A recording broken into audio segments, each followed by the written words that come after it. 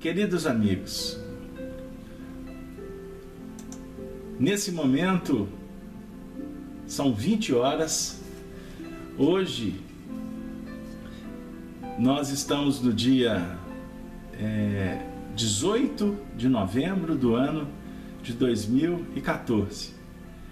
É com muita alegria que estamos aqui novamente para realizarmos o nosso programa Amor e Sabedoria de Emmanuel. Eu gostaria de, nesse momento, convidar a todos os ouvintes da Rádio Brasil Espírita, os nossos companheiros da Rede Amigo Espírita, para nos acompanhar na oração que o Senhor nos ensinou, para com ela suplicarmos a autorização para iniciarmos os trabalhos da noite.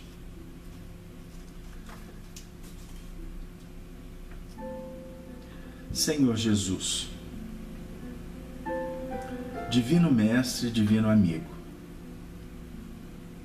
é com muita alegria que nos encontramos nesse momento,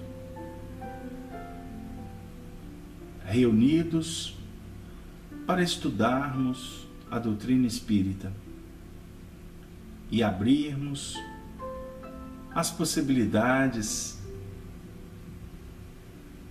do nosso coração assimilar as propostas que vêm do mais alto.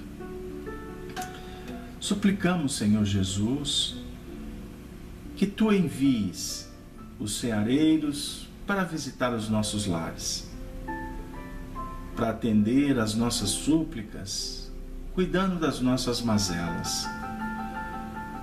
Nesse momento, eu suplico, Senhor, que abençoe a todos que aqui nesse momento nos intercambiamos nessas frequências maravilhosas do amor, do trabalho, da solidariedade, da caridade. Que possamos, Senhor, atingir ao final do trabalho nos sentindo em paz, alimentados pelas vibrações do Teu sacrossanto amor. E com a oração que Tu nos ensinastes, nós vamos pedir autorização para iniciar os trabalhos da noite. Pai nosso que estais nos céus, santificado seja o vosso nome. Venha a nós, Senhor, o vosso reino. Seja feita a vossa vontade, aqui na terra como nos céus. O pão nosso de cada dia nos dê sempre, Senhor. Perdoe as nossas ofensas, mas ensina-nos a perdoar a todos aqueles que nos têm ofendido. Não nos deixes cairmos novamente nos erros, nas influências. Senhor, livra-nos do mal, pois o vosso, Senhor, é o reino, o poder e a glória para sempre. Que assim seja. Que nestas vibrações que tocam a sensibilidade de nossas almas, possamos sentir a presença de Jesus dentro da nossa casa, dentro do nosso coração. Que a luz se faça agora e para sempre. Que assim seja. Que assim seja. Queridos ouvintes da Rádio Brasil Espírita, nossos queridos companheiros da Rede Amigo Espírita, a nossa equipe da FIAC aqui de Belo Horizonte, companheiros que se encontram nos lares, a todos vocês que depois irão acompanhar esse vídeo, esse áudio de alguma sorte da sua casa, fazendo caminhada, ouvindo no equipamento, no CD do caminhão. Muitos companheiros, amigos nos narram que trabalham nas estradas e ouvem esses áudios. Enfim, a você, nesse momento. O nosso trabalho é um trabalho que hoje estamos completando 79 semanas, 79 encontros, nas noites de terça-feira, com esse programa que carinhosamente nós demos o nome de Amor e Sabedoria de Emmanuel. Nós temos os programas das quintas-feiras que realizamos em torno do Espiritismo, do Evangelho e da Educação. E também nas sextas-feiras transmitimos o estudo do Livro dos Espíritos, direto aqui da FIAC Minas, casa que nós tivemos a alegria de que, com um grupo de amigos, tê-la fundado exatamente no dia 1º de abril do ano de 2008.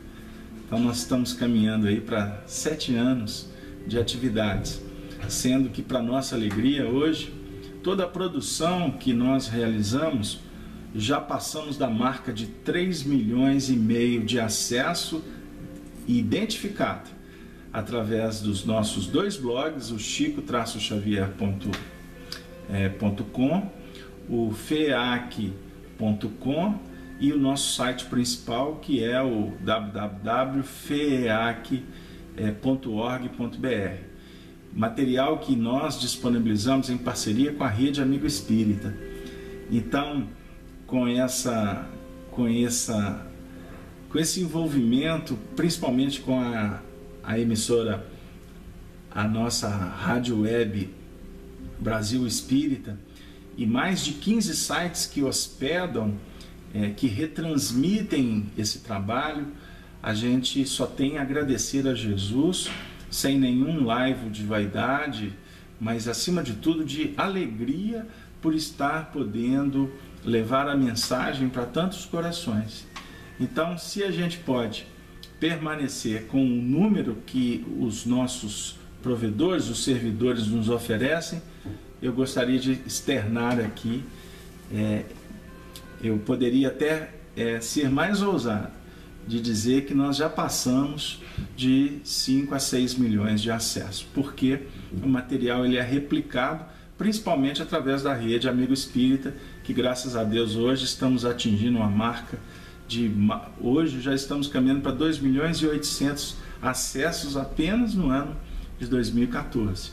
Então vocês imaginem como que funciona, como que estabelece esse efeito multiplicador da mensagem de Jesus. Então, eu gostaria até de deixar claro no início do trabalho que nós não nos preocupamos com números, porque o Evangelho nós devemos focar principalmente a parte da qualidade. Então, se o trabalho que a gente faz atende a uma pessoa e atendendo uma pessoa, essa pessoa pode encontrar recurso para mudar a sua vida, para nós já é o suficiente. Agora, quando a gente tem a notícia de que está auxiliando como a nós mesmos a tantos corações, nosso coração realmente se enche, se enternece, enchemos de muita alegria, porque diante de um mundo com tantas dificuldades, de tantas disputas, de tantas vaidades, de tanto egoísmo, o que vale aqui é a simplicidade da mensagem do Evangelho, porque Espiritismo deve se pautar nos princípios que são coerentes com o Evangelho: simplicidade, dedicação, trabalho, fé, renúncia, sensibilização, caridade, solidariedade, unificação. Tudo isso é extremamente importante para dar sustentação ao trabalho, porque se fica diferente, a gente sabe que com o passar do tempo o trabalho perde o fôlego, o trabalhador pode se desviar do caminho. Então, queridos amigos da Rádio Brasil Espírita, hoje eu externo meu abraço especial a minha amiga querida Cláudia, o nosso querido companheiro Márcio, que está assumindo outras frentes aí em Maceió. Daqui a pouco a gente vai ter notícias aí interessantes. Ao nosso amigo José Aparecido, que realiza esse trabalho excepcional, de muito fôlego, e aos demais membros, como o Arnaldo, como o André, quanto agora a Jane, que chegou, a nossa amiga Rosângela Pires, nós temos a nossa outros companheiros, que agora me foge o nome, que integram essa equipe de expositores que trabalham na sala estudando o Espiritismo e na organização da própria Rede Amiga Espírita. E vai aí, já que são tantos abraços, hoje eu estou igual o Maguila, né? Vou abraçar lá o padeiro, mamãe, os amigos.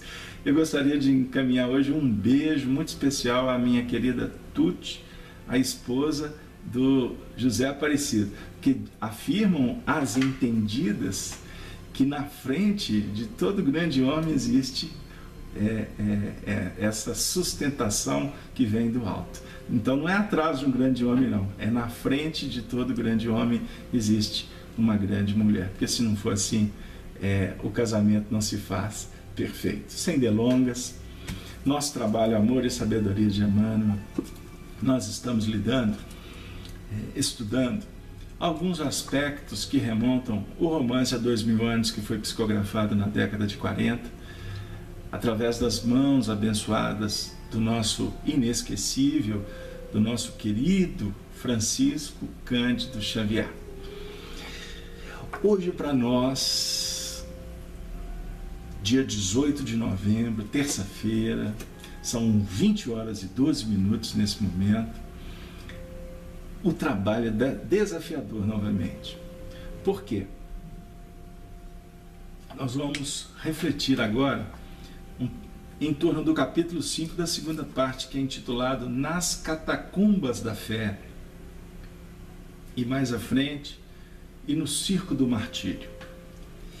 Esse capítulo, hoje nós reservamos um tempo para dar uma repassada em alguns pontos. E por isso é que eu não estou com muita pressa para iniciar no conteúdo. Porque ele é riquíssimo de ensinamentos. Ele vai trabalhar já um movimento da família Lentulus, em que nós vamos nos deparar com um salto de 25 anos daquelas reflexões que nós fizemos lá de trás, quando a família Lentulus mudou para a Palestina, quando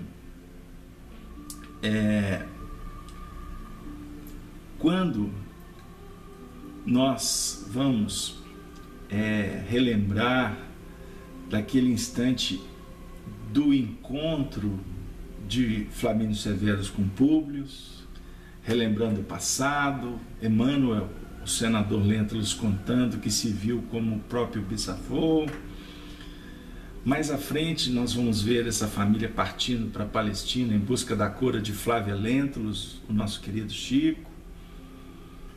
Nós vamos nos lembrar do encontro, daquele momento em que o filho de André de Gioras, Saúl de Gioras, atira uma pedra, acerta o rosto de Lívia, ele é encarcerado, o pai, André, vai pedir ajuda para o senador libertar o filho, ele não aceita, o menino é preso, no sentido de ele escapa inclusive da própria jurisdição do senador. Nós vamos lembrar a fúria do pai, a exposição da vingança. Nós vamos lembrar também do rapto de Marcos Lentulus, feito pela serva Semele, que foi introduzida na casa dos Lentulus pelo ódio, pela mente que arquitetou, que foi do judeu André de Gioras. Nós vamos lembrar das tramas que envolveu a família, Pôncio Pilatos assediando Lívia Cornélia, nós vamos lembrar que as trevas tentou invadir o lar dos Lentulus. Nós vamos também, aqui nesse momento, vem à memória o encontro do senador com Jesus. É extraordinário aquela passagem, nós fizemos vários estudos em torno daquele encontro. Por que não lembrar também da transformação de Lívia ao cristianismo, a sua amizade extraordinária com a serva Ana, que era sobrinha de Simeão da Samaria. Nós vamos lembrar da desencarnação de Simeão, embora a gente não tenha tratado nos nossos estudos, mas a história nos obriga a falar desse apóstolo que chegasse ao próprio Mestre Jesus, naqueles encontros, nas prédicas. Nós vamos lembrar do encontro extraordinário de Lívia com Jesus. Lembram que nós abordamos a diferença entre o encontro do marido, que ainda estava muito vinculado às peias, às dificuldades da posição que ele ocupava como imperador, que procurou Jesus no fim da tarde, à noite. Jesus disse: por que não me procurastes de dia? Aí a gente falou do encontro de Lívia com Jesus, que se deu num momento extraordinário, em que ela busca aquele que se torna a referência da vida dela. Nesse capítulo a gente vai ter um momento em que Lívia diz assim para Ana, que os dois amores da vida dela era Jesus e o seu marido Lentulus, embora já houvera passado 25 anos e ela já o tinha na cota de um irmão, compreendendo as dificuldades dele como ser humano. São pontos valorosos, mas também precisamos de aqui recordar do julgamento de Jesus, que é o ponto soberano do livro. O julgamento de Jesus. Vamos lembrar do senador Lentulus, este benfeitor do Brasil, esse evangelizador, o primeiro escritor que aqui desenvolveu um trabalho literário, Manuel da Nóbrega, esse amigo que tem nos ensinado a estudar, a interpretar a Bíblia, o Antigo e Novo Testamento, que fez uma obra ciclópica através de Chico Xavier. Nós vamos lembrar que ele abriu o coração para que todos nós pudéssemos entender os seus conflitos, as suas dores, se colocando naquela posição do cristão, conforme a descrição, por exemplo, do apóstolo Tiago na sua epístola, quando ele diz assim: agora não tenho o versículo para citar para vocês, mas a memória traz o texto, que devemos confessar-nos uns aos outros. Isso é muito bonito. Abrir o coração, sem medo, sem preconceito. E no caso dele foi uma verdadeira confissão, não é? Ele voltar para falar de uma realidade que ele viveu. Nós estamos recebendo aqui agora uma interrupção, a nossa ou o nosso Gorete de Atlanta, nos Estados Unidos. Seja bem-vindo, meu amigo. Se ficar travando, lembre que você pode também acompanhar pelo site feac.org.br, lá você tem o áudio, também no site da Rádio Brasil Espírita, e no caso da FEAC ainda você tem TV FEAC Minas, transmissão de terça e quinta, você pode assistir o vídeo por lá também. Ou seja, nós estamos oferecendo vários caminhos para que a mensagem possa chegar para todos vocês. Portanto, obrigado, Daniel, está me dando um retorno que o som ficou legal, ele me falou que na última semana estava baixo. Então é isso aí, vocês têm que contribuir para que a gente possa qualificar o trabalho, embora um amadorismo extraordinário que é o nosso. Mas assim que vai, é assim que pode, é assim que nós damos conta de fazer. Então, queridos amigos, é necessário lembrar desses pontos, porque eles são vigas de sustentação para a gente compreender o projeto que Emmanuel trouxe. Então, o encontro dele com Jesus, a posição dele, a conflituosa, de alguma forma tentando ajudar Jesus, né? Quando ele manda que levem ele para Caifás, depois ele dá a sugestão, tem outras questões, mas agora, rapidamente, é ele que sugere, que dá uma dica para Pilatos, para tentar livrar Jesus, que era um homem justo. Aí ele dá a sugestão de Barrabás. Observem bem, a gente conhece a história. E hoje o mundo espiritual, as tradições do mundo espiritual nos revelam pontos extraordinários e que inclusive nos aproximam muito da história. Porque aqui Emmanuel, ele se apresenta como aquele que estava lá. E quantos de nós de repente não estávamos naquele processo? Obviamente em situações muito difíceis, dentro da faixa evolutiva que nós ocupamos, mas a definir que nós somos caminhantes da história. Nós somos aqueles que estamos percorrendo e construindo o livro da nossa própria vida, e por isso os ajustes que são necessários na atualidade, as dores que são valorosas oportunidades para burilar o nosso ser. Eu postei no site, no Facebook da FEAC, ontem, uma imagem que chegou que eu achei extraordinária, de uma fala do Papa Francisco, que diz o seguinte, mais ou menos assim, que nós ainda precisamos do óculos da dor para enxergar Jesus.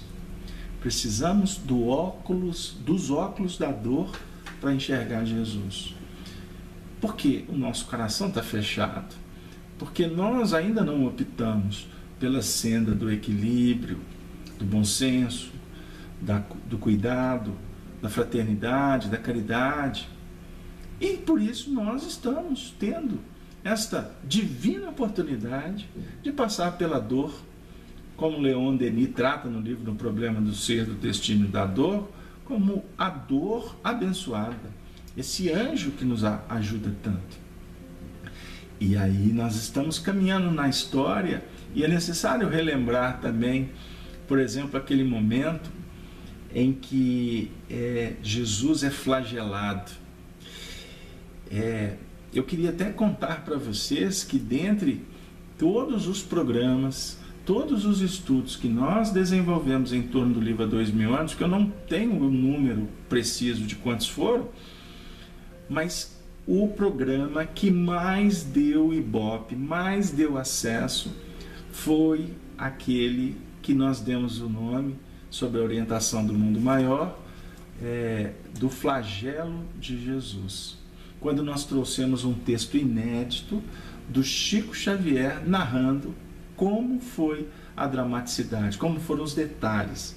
E ele narrou isso a partir de revelações feitas por Emmanuel nas suas considerações, nos seus estudos. Então, foi um momento que mexeu com todos nós. E também é necessário lembrarmos que caminhando mais um pouco, nós vamos ter aquele momento em que Lívia vai tentar ajudar Jesus. Ela vai tentar procurar uma audiência com o marido. Não conseguira, tentou uma audiência com Pilatos. Caiu numa trama, uma trama sórdida, em que existiam aqueles que queriam criar dificuldades para a família do senador, por inveja, por ciúme, por despeito, coisas que acontecem na nossa sociedade até hoje.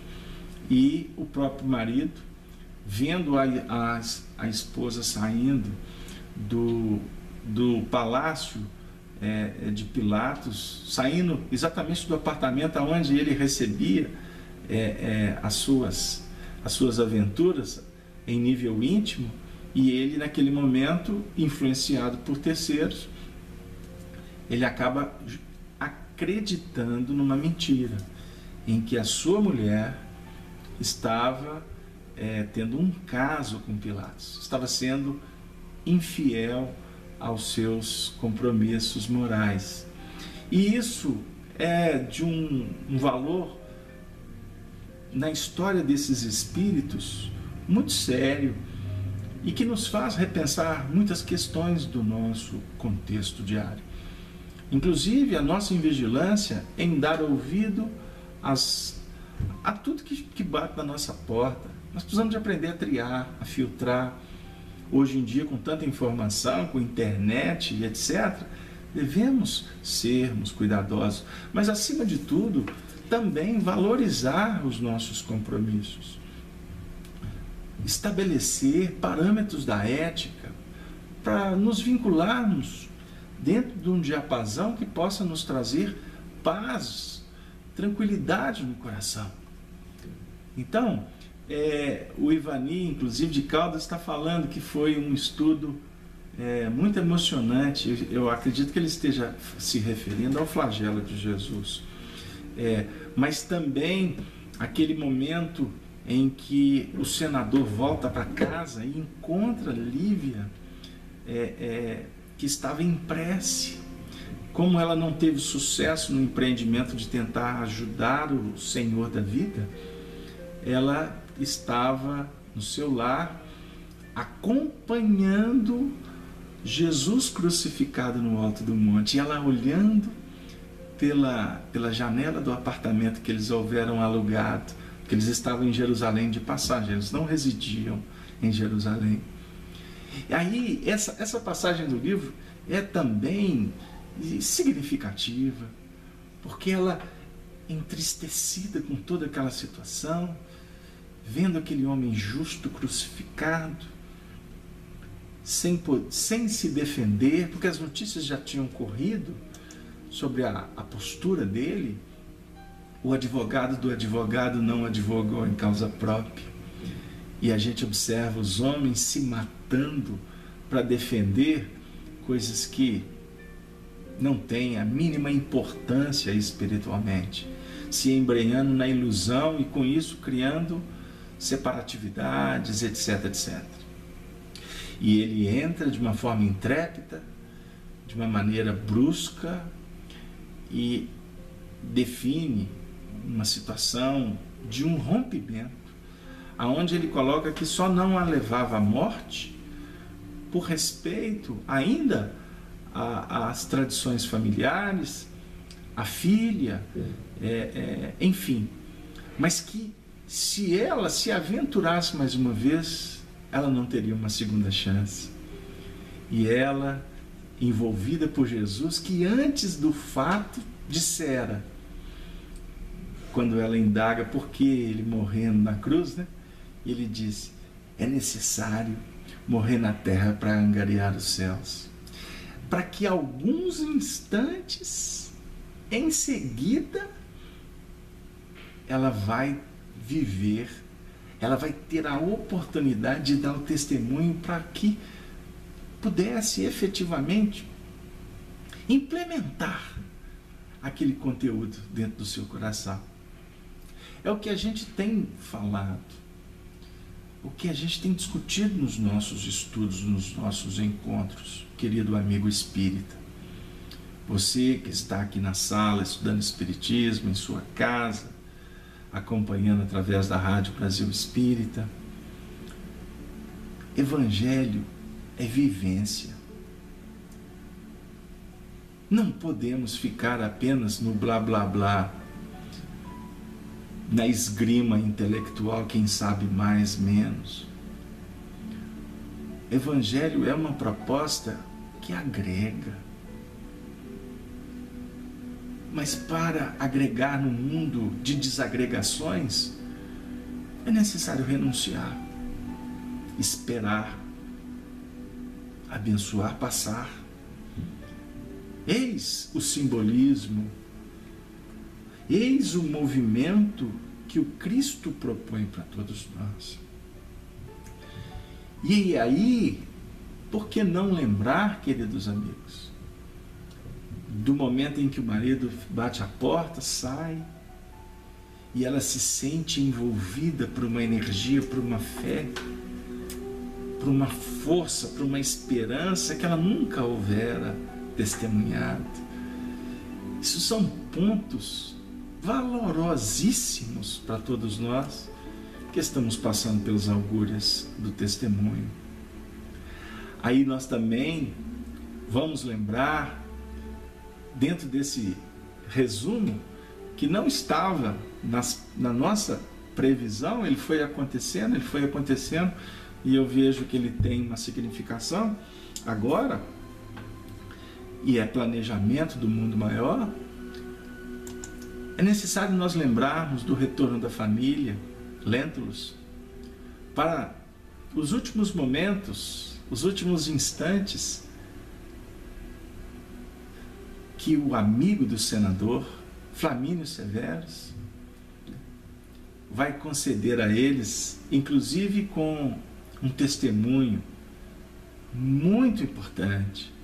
Flamínio Severus conta para Lentulus, que estava espantado com a condição que ele encontra envelhecida do amigo, ele vai dizer para ele que teve o mesmo sonho, que é o objeto do primeiro capítulo dessa obra, o sonho do Lentulus, quando este se viu na condição do próprio bisavô paterno, de nome Publio Lentulus Sura, que vivera 100 anos antes desses acontecimentos do primeiro movimento do livro. 100 anos. Necessário lembrar que foi um momento importante da história da Roma Antiga, porque foi todo um contexto que inclusive redundou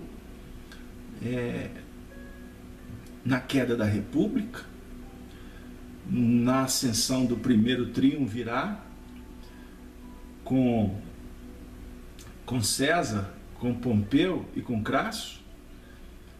Depois a queda desse triunvirato, com o assassinato, com a morte de Pompeu, com o assassinato de Júlio César, a ascensão de Marcos Antônios,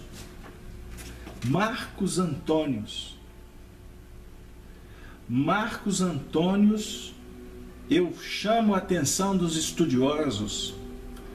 Marcos Antônios era enteado de Publio Lentulus Sura. Marcos Antônios, filho de Júlia, portanto tinha no senador Sura o seu padrasto. Nas complicações que Marcos assumiu em Roma, ele depois reencarna na condição agora de filho legítimo de Publio Lentulus Cornelius. Isso é uma revelação que a gente já começa a soltar por aí, porque estava guardada. É o Marcos que foi raptado por André de Gioras.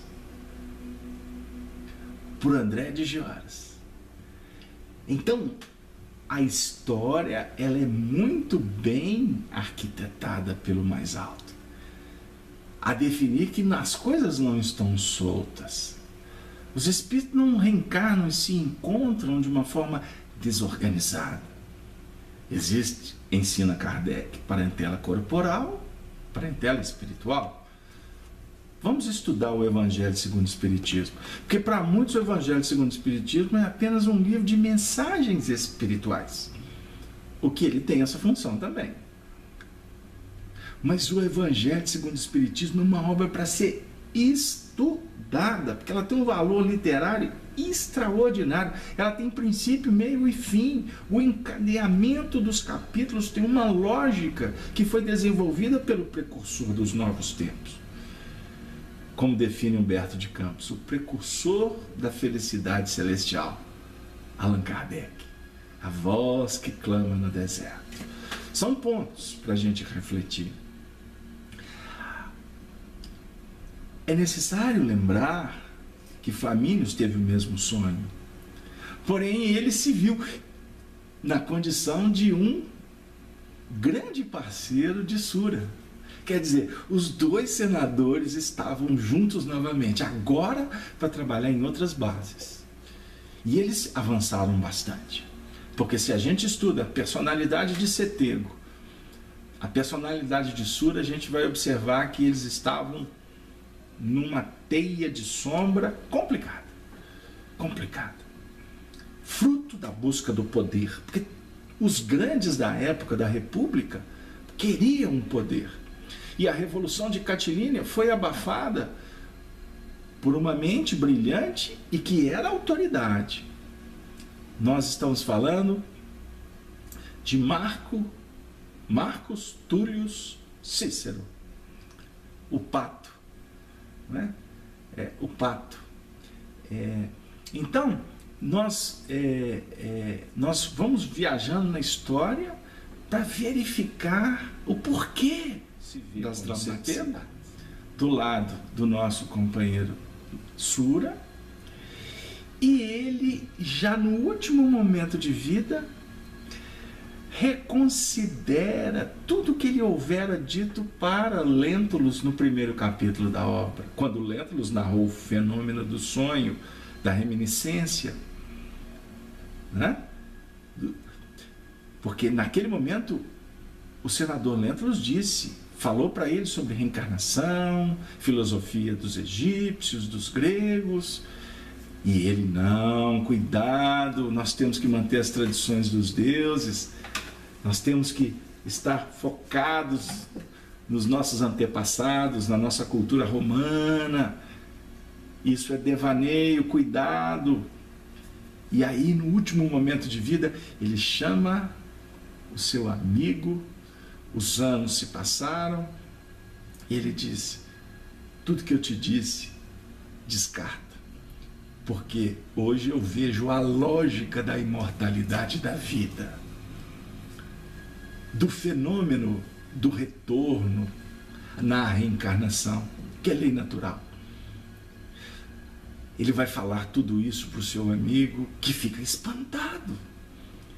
Ou seja, a revelação, ela vai batendo no nosso coração em muitos momentos da nossa vida, meu amigo. Disso você não tenha dúvida. Quantos chamamentos? Os chamamentos se dão pela dor, pela alegria. Os chamamentos batem na nossa porta por várias maneiras. E esse chamamento, ele está sintetizado no versículo 28 do capítulo 11 do Evangelho de Mateus. Vinde a mim, todos vós, que estáis cansados e sobrecarregados, eu vos aliviarei. Tomai sobre vós o meu jugo, e aprendei de mim, que sou brando e humilde de coração. Aí encontrareis paz. Então, esse vinde a mim, ele tem um papel importantíssimo que nós precisamos de considerar, que nós precisamos de observar. É capítulo 11, tá? Vocês desculpem. Versículo 28, sim. Mas eu vou ler o texto todo. A partir do versículo 25. Porque João Ferreira de Almeida intitula o jugo de Jesus. Naquele tempo, respondendo, Jesus disse: graças te dou, ó Pai,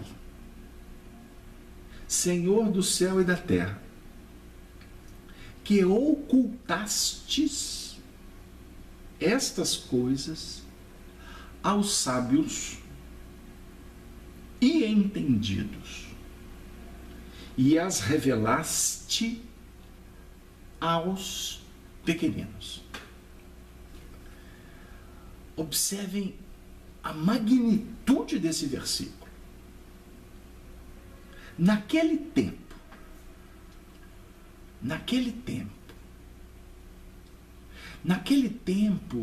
é o instante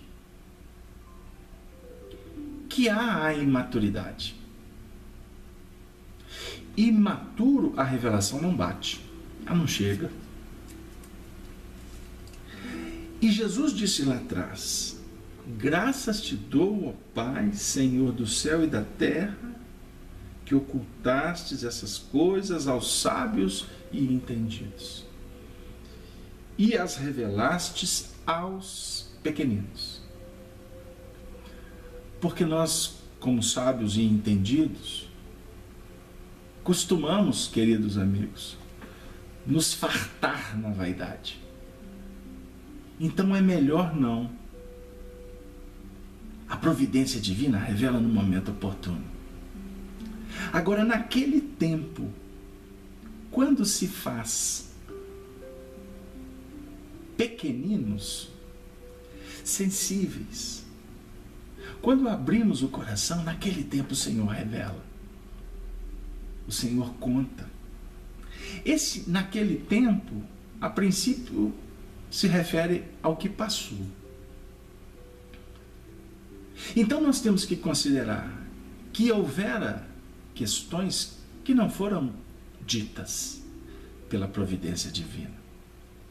Mas houveram muito outras que, em estado de graça, que eu posso usar um termo evangélico, estado de graça seria o estado de abertura, de conexão com o Espírito Santo.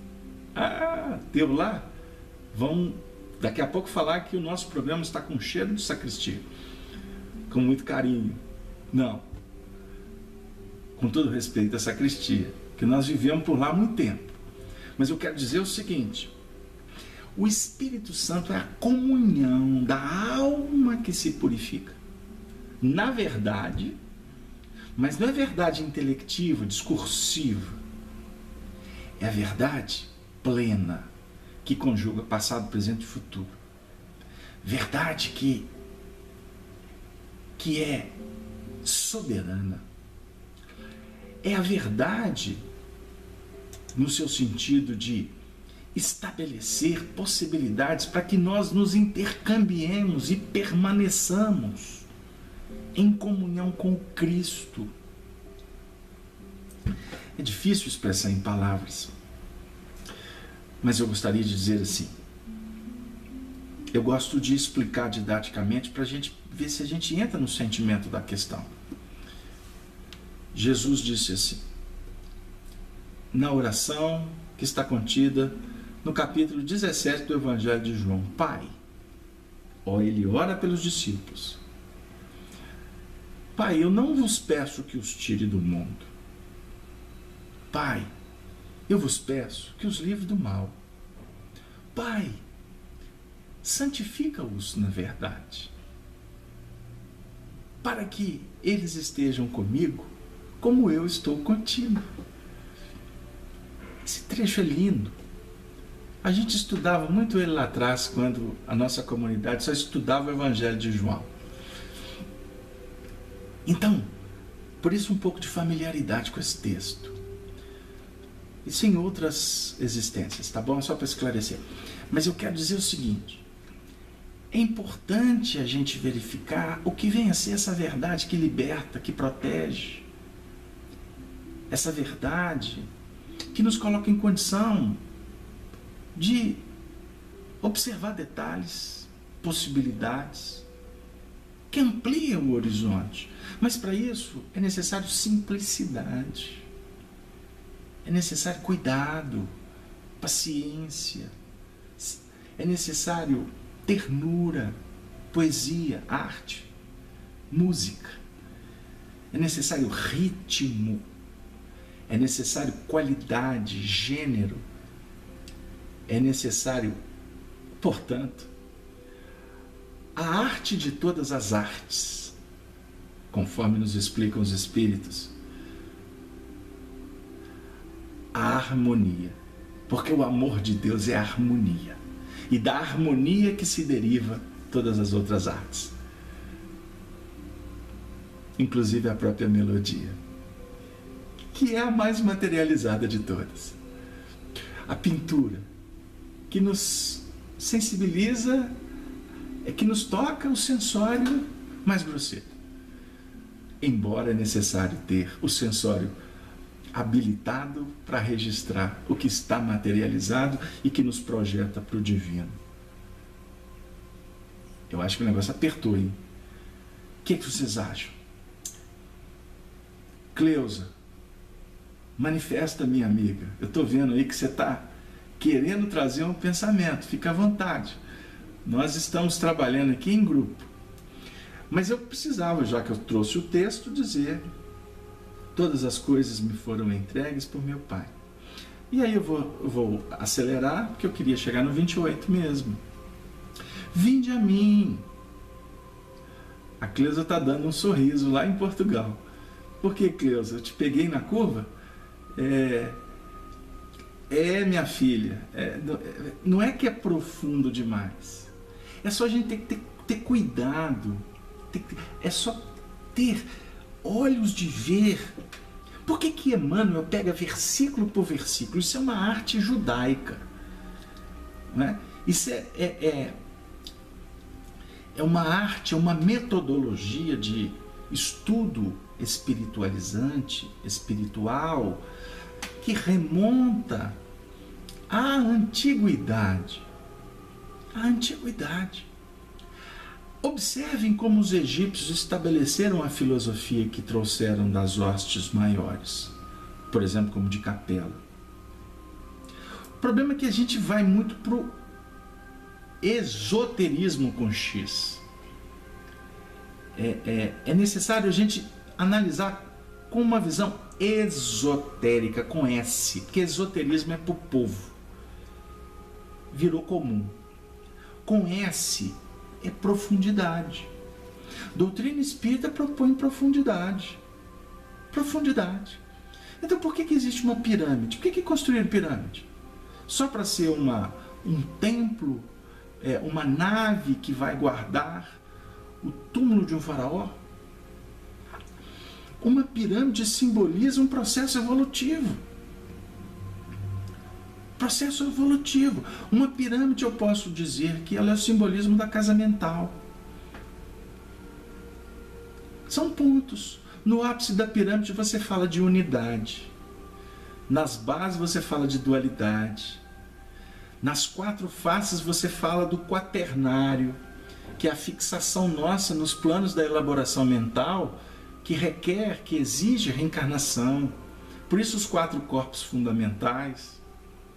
Então, se eu for ficar aqui fazendo um estudo interpretativo de símbolos, a gente fica eternamente aqui descobrindo pontos que estão assim, para os homens verem, mas graças te dou, ó Pai, porque não revelastes isso aos sábios e os entendidos.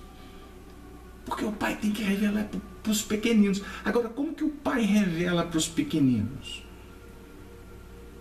Ô pequenino, eu vou te contar uma coisa. Não, isso é infantilidade.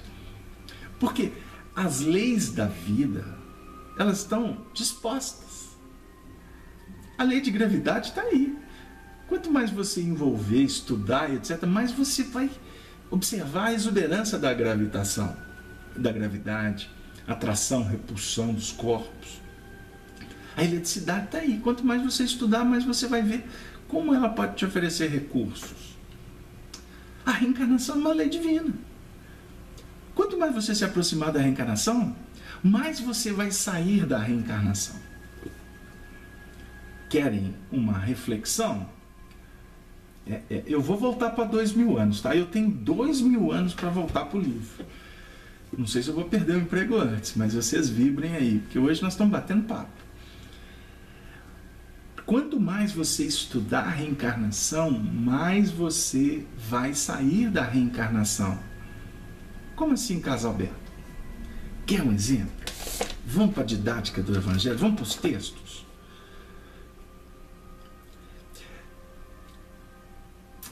Estudo da reencarnação é estudo de leis naturais. Não é verdade? Então, reencarnação, estudar a reencarnação, você estuda o Antigo Testamento, o Pentateuco Mosaico, que você vai entender a reencarnação. Você vai entender a reencarnação. Até com o Senhor dos Exércitos, o paraíso, Adão, Eva, o pecado original. Você vai ver que tudo está dentro do processo do desenvolvimento do psiquismo. Você vai encontrar, inclusive, a perversidade. Você vai encontrar a serpente no paraíso. Depois essa serpente no Apocalipse vira um dragão. Não é? Então são processos que vão contando para nós como que se dá a desenvoltura do espírito, como nós lidamos com os fatores energéticos, a importância de estabelecer o Senhor dos Exércitos como aquele Deus que coordena mesmo. Ao mesmo tempo nós temos profetas, aqueles que revelam, o movimento em que você se torna profeta. Não é do acontecido não, porque ultimamente o que tem de profeta do acontecido, ou então profeta das ideias esdrúxulas, que rasgam os processos, inclusive da evolução, e colocam isso, inclusive, na boca de pessoas sérias, como se elas tivessem falado, mas já desencarnaram, não podem desmentir. Aí fica o dito pelo não dito, mas não tem problema não, falácia passa com o tempo. É necessário observar que tudo isso, todo esse ciclo de aprendizado, ele está sintetizado no Antigo Testamento.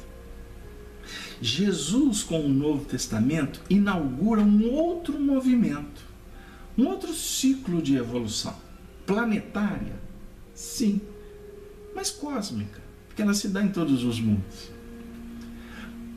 Mas esse simbolismo tem muito mais a ver para nós, nesse momento de estudar, com um movimento íntimo do que com no que tange lá fora. Porque o que vale para nós é o dentro.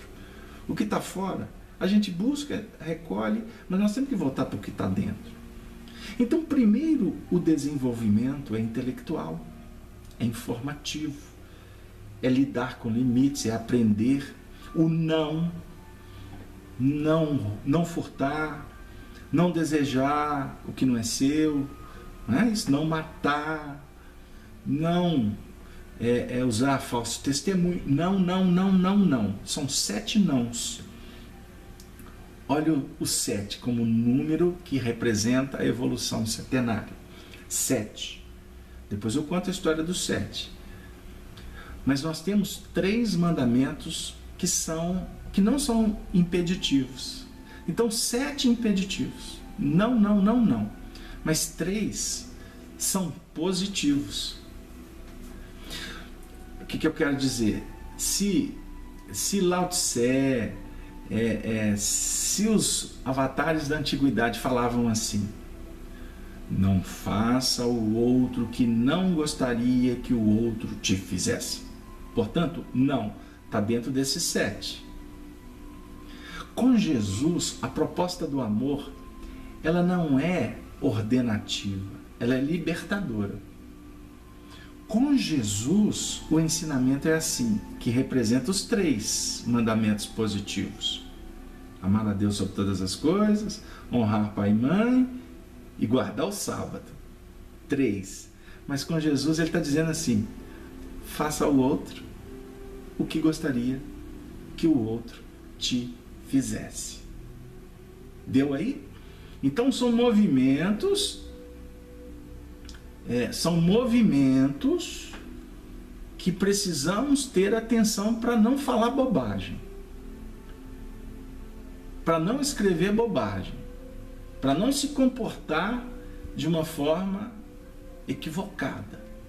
Então, primeiro com João Batista, Moisés, porque o ciclo com Moisés, ele se fecha em João Batista, para se abrir em João Batista de novo. Depois eu explico. Mas eu quero dizer o seguinte: por que Jesus falou, quando se refere a João, ele diz assim: dos nascidos de mulher, João é o maior de todos. Porque João é o ápice do processo da evolução do entendimento. Mas ele conclui dizendo: mas no reino dos céus, João é o menor. Porque ele está falando que o reino dos céus é o reino do amor. O entendimento, a razão, ela é base para que o amor se estabeleça. Não tenhamos dúvida. Isso é muito importante para a gente. Agora, a base que se torna extraordinária é quando o amor, vamos pensar, quando o amor vai ganhando espaço, porque assim ele vai libertar o espírito para os voos que são os definitivos. Aqueles voos que efetivamente vão trazer o quê? Garantia. Vão estabelecer segurança. Deu aí, gente?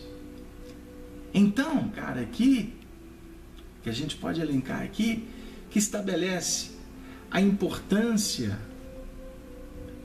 de se ter o chamamento. Vinde a mim. Tudo isso que a gente falou agora, para a gente chegar no versículo 28. Vinde a mim, todos os que estáis cansados e oprimidos, e eu vos aliviarei. É o óculos da dor que o Papa Francisco falou e que nós lembramos aqui hoje. No movimento da limitação, do atrito, da dificuldade, Jesus, o Mestre, o Messias, o Pastor, nós estudamos esse tema na quinta-feira no programa Espiritismo, Evangelho e Educação. Pregação de Estevão. Estão lembrados? Quem acompanha na quinta? A diferença de pastor e de Messias. Mas os dois se conjugam no Cristo. O papel do Messias, o papel do enviado, do Cristo, é pastorear, é educar. Educar, arte de formar caracteres. Educar no sentido de propor para que o indivíduo realize. Né? Então vamos pensar o seguinte: propor, educação. Mas também o papel do Messias é evangelizar, é transformar. Por isso é que a gente aprende aquela trilogiazinha básica na doutrina. A instrução informa, a educação forma e o evangelho transforma. Deu aí?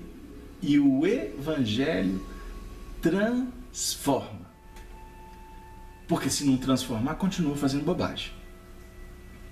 Continua falando que não deve. Trocando os pés pelas mãos. Precipitando. Deu aí? Então, nós estamos fazendo esse pequeno resumo, que está se tornando praticamente um estudo inteiro, o nosso encontro da noite, falando de aspectos do livro Há 2000 anos, porque quando Flamínio Severus, e foi o tema das duas últimas semanas, Flamínio Severus revela o sonho, ele trouxe novamente o senador Lentulus para refletir em torno do chamamento. Então observe, o chamamento do Lentulus se deu para reencarnar. E a Lívia reencarnou com ele, para ajudá-lo. Depois o chamamento foi acontecer quando ele estava com 29 anos. Com um casamento estabelecido, uma vida muito tranquila. O chamamento bateu na porta dele. E foi inclusive favorecido pela doença da Flávia, que adquiriu a lepra, ou a hanseníase. Foi naquele momento de angústia paterna que ele teve o sonho e que ele se viu como bisavô. E que ele foi levado para o plano espiritual e ele viu muitas coisas que aconteceu, inclusive depois da desencarnação dele, do seu bisavô. O sofrimento, a treva que ele entrou na região espiritual de Roma. E ele foi salvo por quem? Pelas mãos abençoadas dos seus mentores, tendo na presença da sua alma gêmea, vou repetir, que é um assunto que requer de nós espíritas mais aprofundamento e menos ortodoxia. Precisamos estudar a evolução para entender o que vem a ser a alma gêmea, porque senão vai falar bobagem, vai ficar em conceitos, inclusive que próprio Kardec definiu que não existe alma gêmea. Na realidade, ele estava tratando de um assunto de uma forma geral, porque não existe uma metade de um espírito, metade do outro. Não é isso. Mas as conjugações da afinidade entre os espíritos irmãos em plenitude é fato. É fato.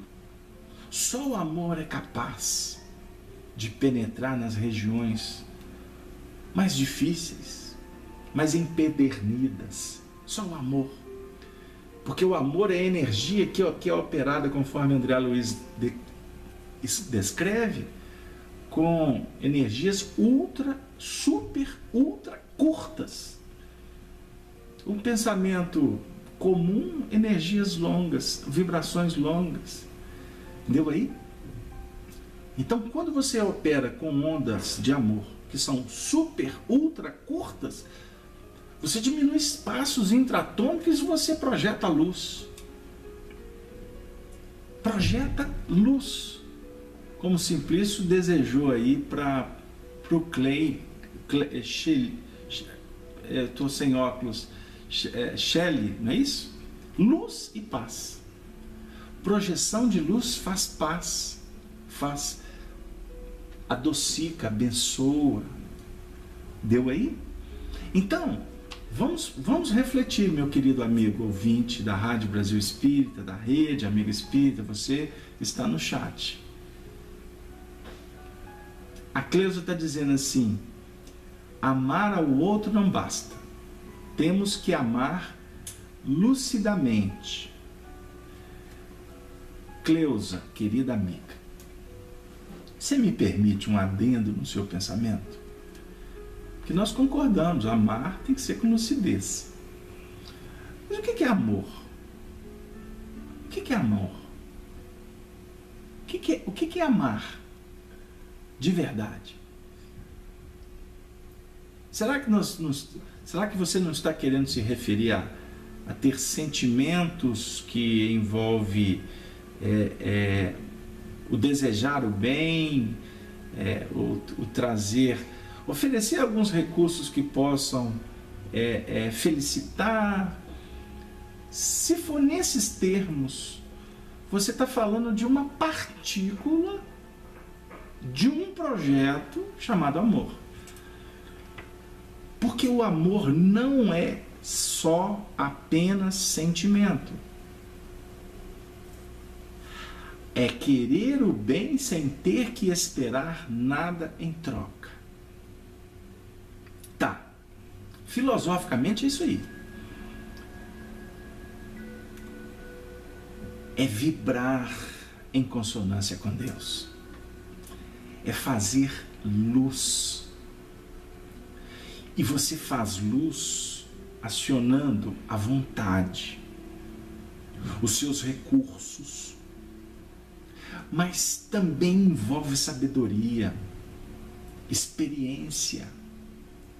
Também envolve fé. Amor envolve esperança. Amor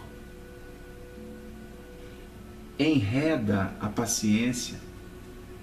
O amor atrai a compreensão. Então, amar se torna um movimento que favorece a própria manutenção da vida de quem ama.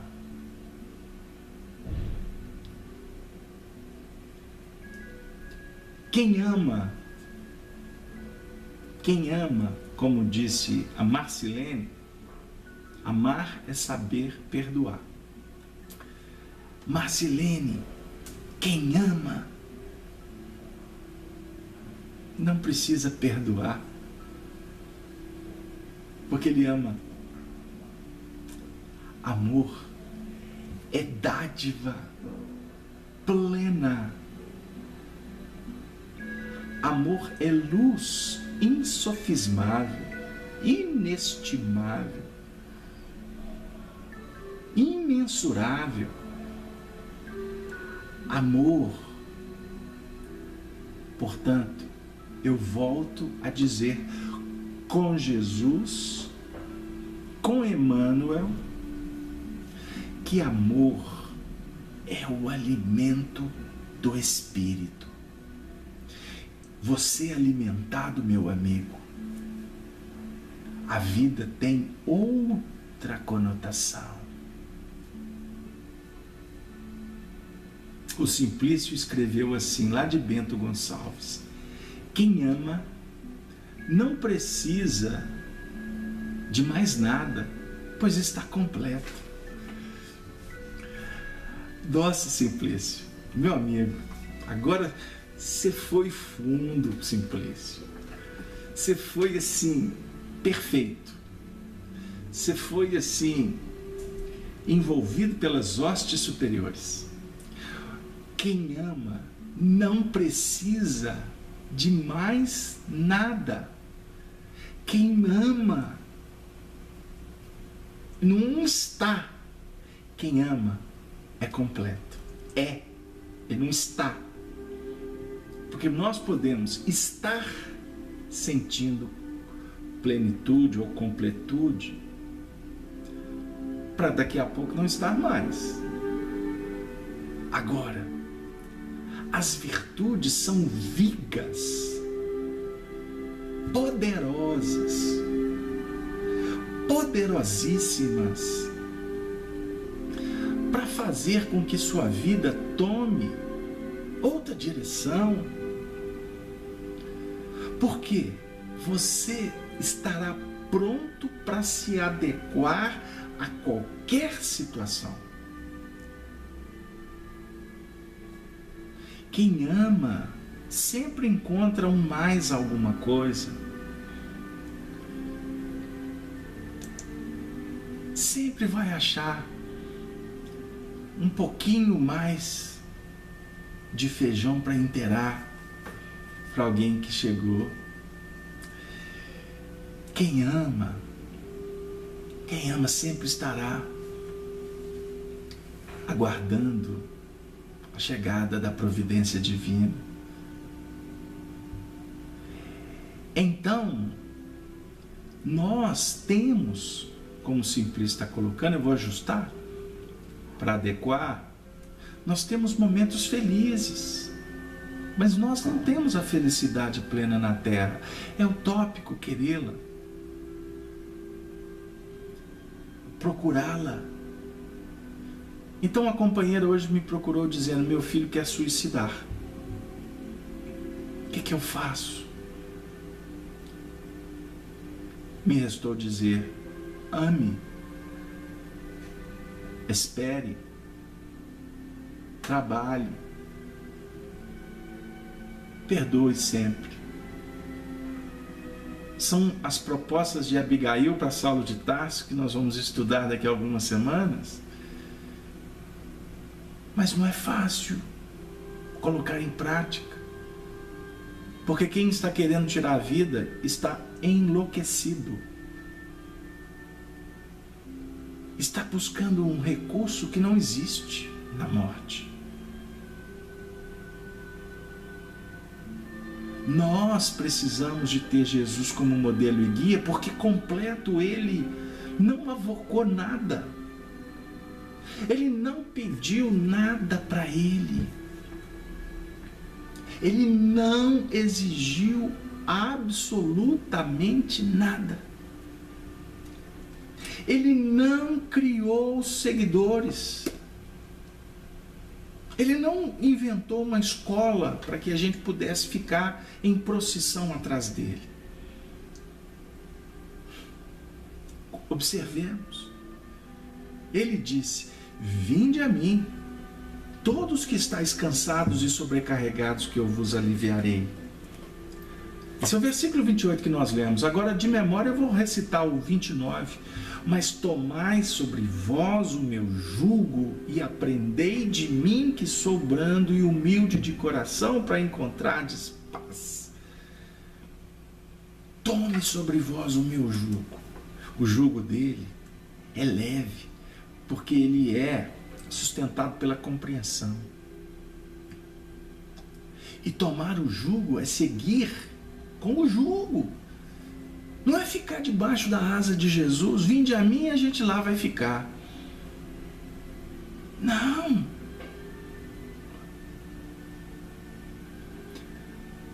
O Marcelo, daqui de Belo Horizonte, grande Marcelo, um grande abraço, viu, meu conterrâneo? Você que vive na cidade que tem o mais belo horizonte do planeta. Ele está citando o Chico Xavier dizendo: o Cristo não pediu muita coisa. Não exigiu que as pessoas escalassem o Everest ou que fizessem grandes sacrifícios. Ele só pediu que nós amássemos uns aos outros. Então, Marcelo, vamos refletir. Ele não pediu amor para ele. Ele pediu que nós nos amássemos. Captou? Ele não avocou para ele. Ele disse: amem e seguirás adiante. Emmanuel tem uma frase extraordinária que o Chico colocou numa carta que ele enviou a Vantuil de Freitas. Está no livro Testemunhos de Chico Xavier, da Sueli Caldas Schubert, publicado pela FEB. Uma biografia extraordinária do Chico. Porque tem muitas biografias boas do Chico. Nem todas, mas muitas são lídimas, documentais. E esta, o Chico disse: Vantuil, o Emmanuel tem me falado que nós precisamos de seguir para a frente e para o alto. Para a frente e para o alto. E aí, Marcelo, eu vi uma frase hoje no Facebook. Os Facebooks que a gente usa são evangélicos, tá? São cristãos. Não é o Facebook do chulo, do que não cresce, o que não agrega. Isso aí nós fazemos questão nem de saber que existe. Mas eu vi uma frase extraordinária que o indivíduo falou assim, mais ou menos o que o Chico disse, que o Cristo não nos pede para fazer coisas extraordinárias. Portanto, vamos lavar a louça com a mamãe. Eu achei de uma sabedoria fantástica. Vamos lavar a louça com a mamãe. A Rita de Juiz de Fora está falando assim, que eu não perca a vontade de doar esse enorme amor que existe em meu coração, mesmo sabendo que muitas vezes ele será submetido a provas e até rejeitado. Chico Xavier. Não é? E era a característica do Chico, nos oferecer um enorme amor. Ou eu posso até dizer, ele se autocompletar com esse extraordinário amor, que fazia com que ele vencesse os óbices do caminho, que ele pudesse passar pelas dores, que eram imensas, imensas. O Chico teve dores a vida inteira. 1931, lançando o Parnaso de Além-Túmulo, no primeiro livro, o presente que ele ganhou foi a cegueira, a perda da visão do olho esquerdo. Esse foi o primeiro presente que o Chico ganhou. na publicação do primeiro livro. E sangrava e doía, e muitas vezes ele reclamava, e a Emmanuel falou assim, você tem um só, já está bom, já dá para a gente trabalhar, vamos em frente. Não é? Então são pontos que nós poderíamos aqui trazer também para agregar valores no nosso trabalho singelo, para que a gente possa sentir o amor de Deus, que sustenta todos nós e que nos convida, querido amigo, a modificar a nossa vida através do amor.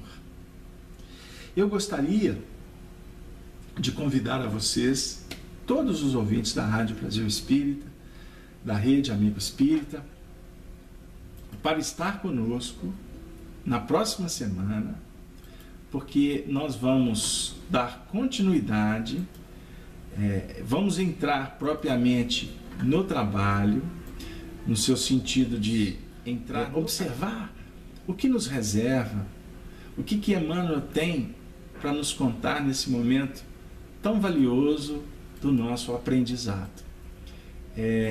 Portanto, nesse momento que nós caminhamos para o fim do trabalho, porque o nosso tempo está numa velocidade incrível, eu peço a vocês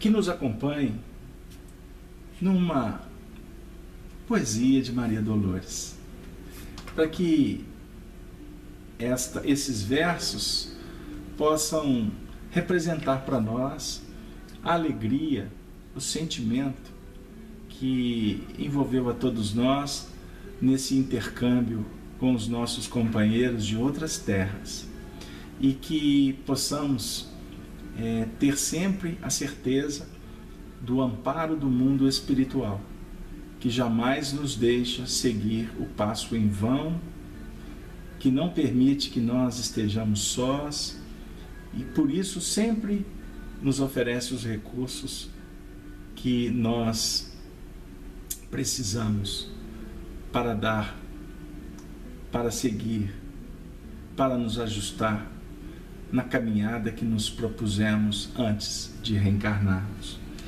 E no livro Antologia da Espiritualidade, através das mãos abençoadas de Chico, Maria Dolores diz assim, na lição Moeda Bendita: Sê bendita, moeda, quando surges, pelo esforço de alguém, amparando o outro alguém que te liberta por sustento do bem. Honrada seja sempre quando atinges os mais remotos ângulos do mundo, a afeição de alavanca do progresso no trabalho fecundo. Respeitada te vejas como apoio na civilização dia por dia, espalhando na terra em toda parte reconforto e alegria.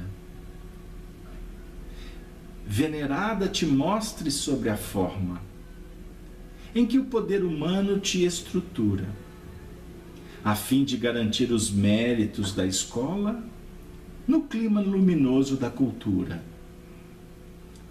Sê bendita, porém, com mais grandeza, onde a força que encerra se consome, para ser pão e luz, abraçando e extinguindo a penúria sem nome.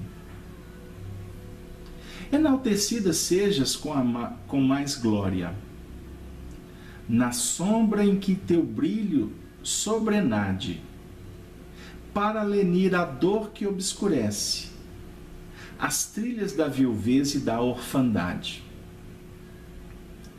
Louvada sejas mais ardentemente, na mão fraterna e boa que te alcança, a fim de transformar-te vida em fora, em fé, socorro e em paz, caridade e esperança. Por toda a evolução que orientas e trazes, onde a vida, moeda, te afeiçoe, mas sobretudo pelo bem que fazes, Deus te eleve e abençoe. Deus te eleve e abençoe, onde a vida, moeda, te afeiçoe, possamos todos nós nos abraçarmos e agradecer pelos recursos que o Senhor nos concede e que possamos cada vez mais nos fazermos dignos como operários da paz, como trabalhadores do mundo novo. Se a desconfiança, o medo, a ilusão, a mentira, a corrupção, a violência campeia pelas sendas da ignorância humana, recordemos que Jesus bate à nossa porta, nos convidando a todos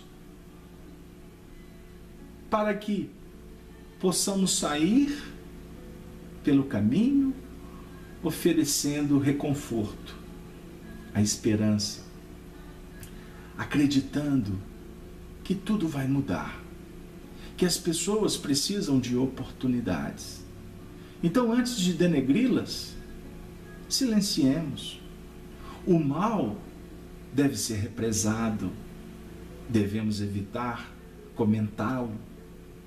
Então, para isso, sejamos aqueles caravaneiros que iremos semear apenas a paz. Pedro, tu me amas? Apacenta as minhas ovelhas. Pedro, tu me amas? Apacenta as minhas ovelhas. Pedro, tu me amas?